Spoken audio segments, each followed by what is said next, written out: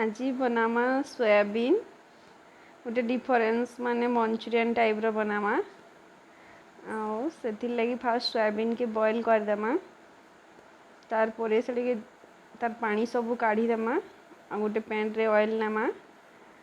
कढ़ई गरम हो सारा परे से देमा सोयाबीन के छड़ी के फ्राए करमा पूरा रेड है बार तक माने ताके फ्राए करमा पूरा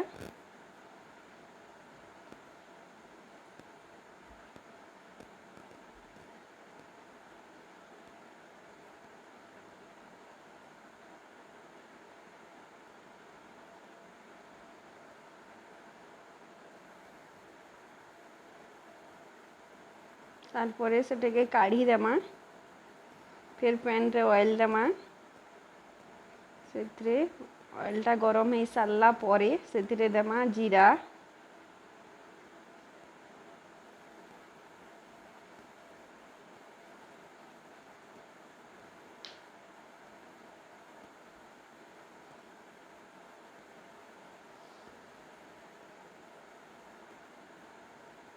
तारपरे से ऐड करमा कंचा मिर्चा तारपरे किछि मेसेंगा पतर दमा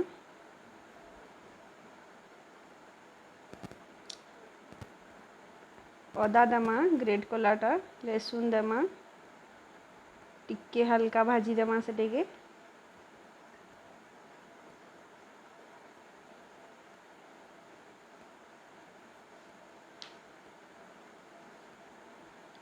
तारपरे दमा प्याज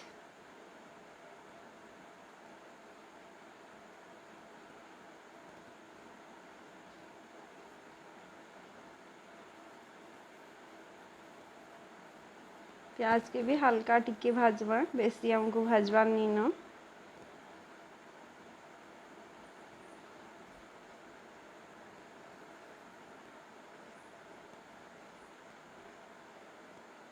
तारपरे दमा कैप्सिकम तारपरे गाजर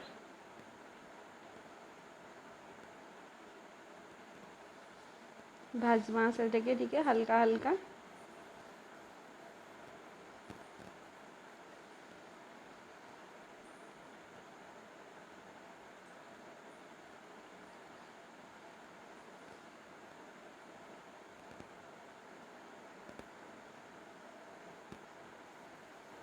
तारपरे देमा गोटे अदा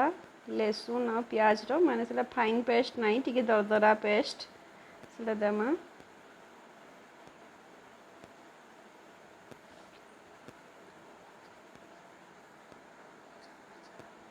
लेकिन मिक्स करमा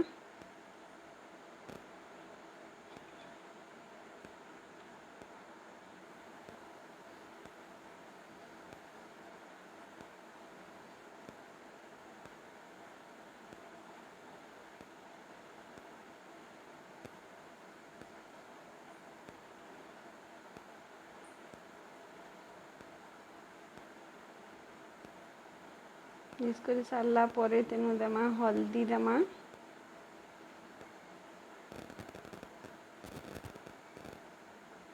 तारपरे काश्मीरी लाल टिके कलर आसपार लगी टिके देमा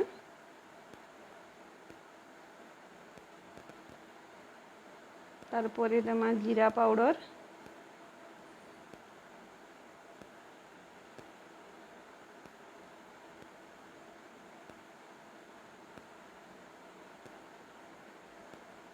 तारपरे देमा धनिया पाउडर तारपरे से मिक्स करमा भल भाव मसला के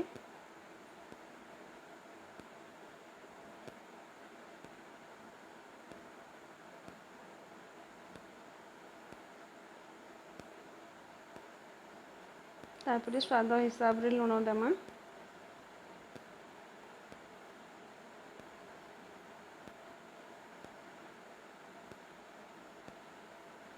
सेटाके भी मिक्स करमा तापरे फ्राए करी रखी सोयाबीन के दमा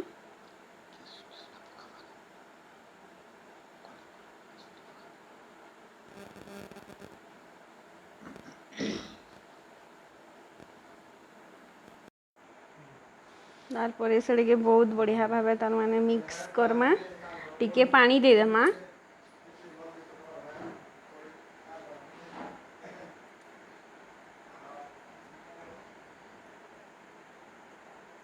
तारपर से भल भाव मिक्स करमा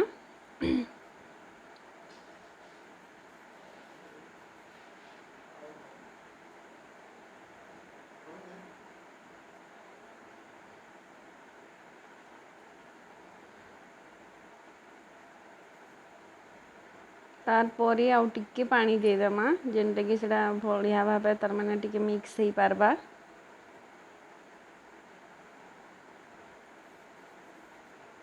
किछि माने 5 मिनिट लगी सेटा के टिके ढाकी देइथिमा तापरे गरम मसला दमा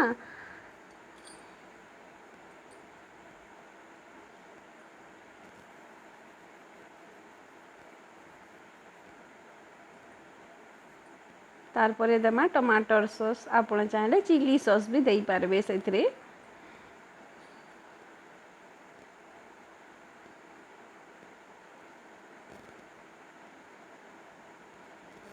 रेडी हो गला देखुन आमर सोयाबीन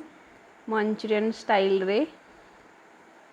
देखिए रुटी परोठा भात जेनथरे भी खाई पारबे सबुथरे बहुत बढ़िया लागवा।